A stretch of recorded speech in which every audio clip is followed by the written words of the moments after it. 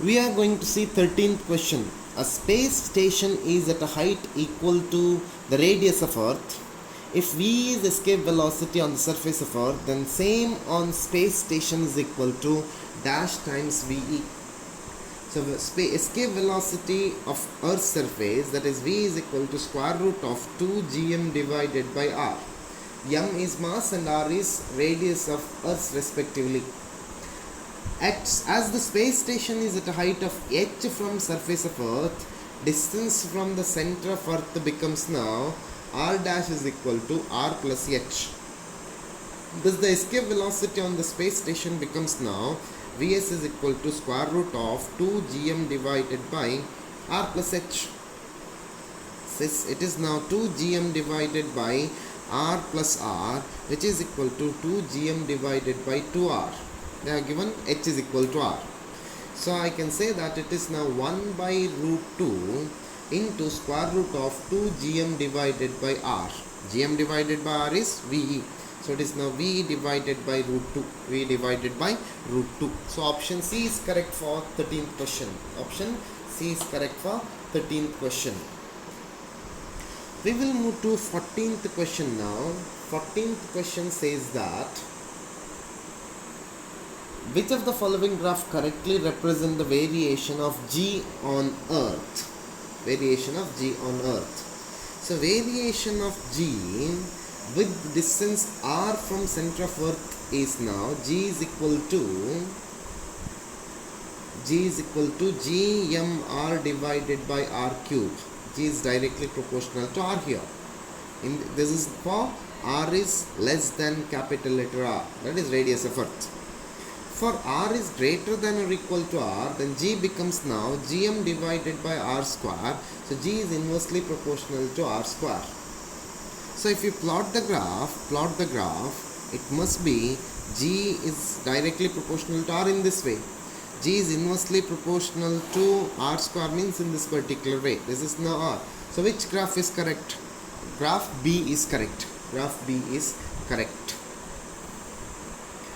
15th question. A mass m on the surface of Earth is shifted to a target equal to the radius of the Earth. If r is the radius and m is mass of the Earth, then work done in this process is gravitational energy is given by ui is equal to, on the surface of Earth, ui is equal to minus g mm divided by r. And at a height h, that is uf is equal to minus g mm divided by r plus h, which is equal to minus g mm divided by r plus r, which is now minus g mm divided by 2r.